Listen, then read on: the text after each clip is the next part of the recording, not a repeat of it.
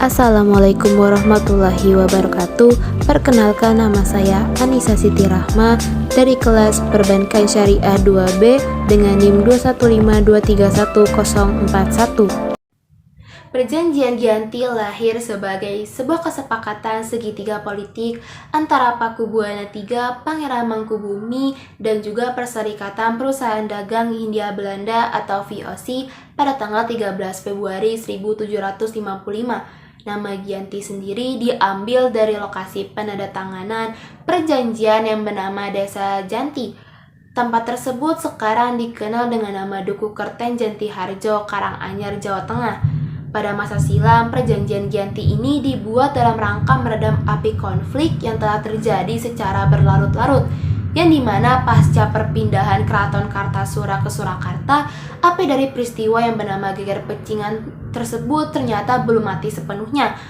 Pada saat itu, Mangkubumi yang ikut membantu Pakubuana II dalam meredakan api konflik mendapatkan hadiah berupa sebidang tanah dari Pakubuana II.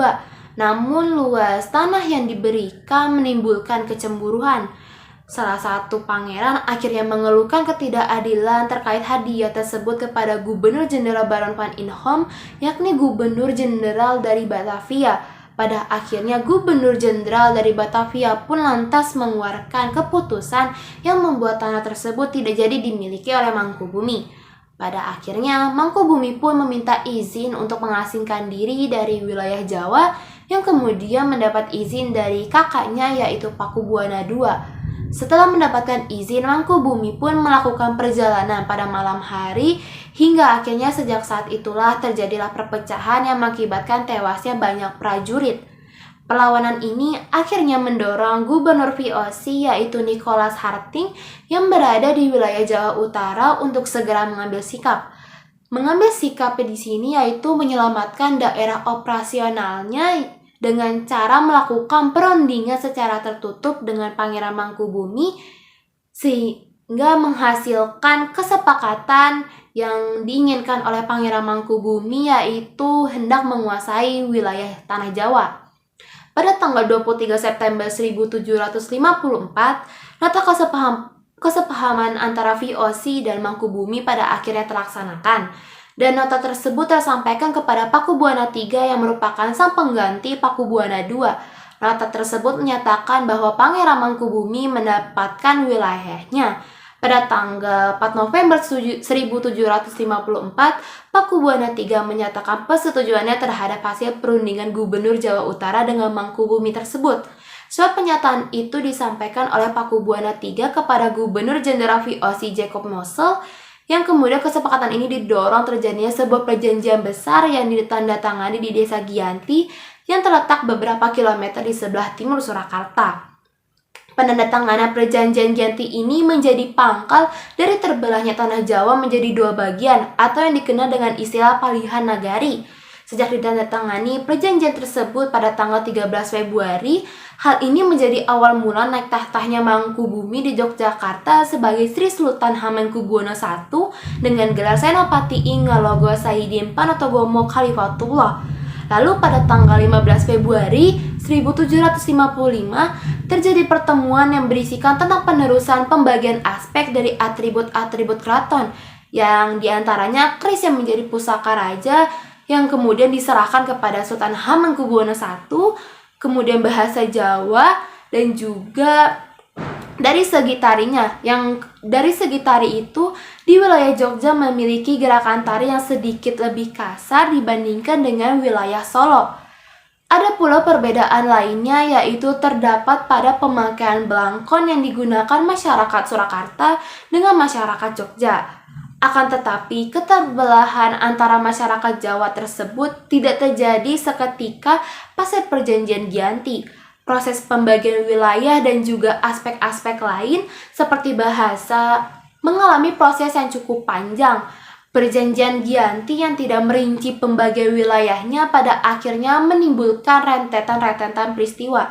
Seorang ahli mengatakan bahwasanya pembagian yang dilakukan sengaja dibuat secara acak sebagaimana mestinya, hingga banyak wilayah-wilayah yang tumpang tindih satu sama lain, yang dimana wilayah Jogja disekelilingi oleh wilayah Solo, tetapi ada juga wilayah Solo yang disekelilingi oleh wilayah Jogja, sehingga mengakibatkan kecenderungan untuk konflik di antara dua kerajaan tersebut. Sementara itu, pasca perjanjian Giyanti, Raden Mas Said atau Pangeran Sambernyawa yang dahulu membantu Mangkubumi masih terus melakukan pemberontakan, seperti halnya Mangkubumi. Pangeran Sambernyawa yang juga merupakan Prakubuwana turun menuntut haknya sebagai penguasa wilayah Jawa. Dalam gerakannya pada bulan Oktober 1755, Pangeran Sambernyawa berhasil mengalahkan satu kelompok POC, yang kemudian pada bulan Februari tahun 1756, Pangeran Sambernyawa juga hampir membakar sebuah keraton yang baru saja didirikan di kota Yogyakarta. Setelah bertahun-tahun, pada akhirnya VOC menyudahi dengan menandatangani Perjanjian Salatiga pada tahun 1757. Perjanjian ini membuat tanah Jawa kembali terbagi. Pada perjanjian ini disepakati bahwa Pangeran Sambernyawa mendapati sebagian dari wilayah Kasunanan Surakarta dengan wilayah kekuasaan yang dikenal sebagai Kadipaten Mangkunegara. Pangeran Sambernyawa mendapatkan tahta yaitu Kanjeng Gusti Pangeran Adipati Aryo Mangkunegoro, Lelono Joyo Miseso Nesopati Alogo Satrio Rogo Mataram Inagatri Surakarto Adiningrat.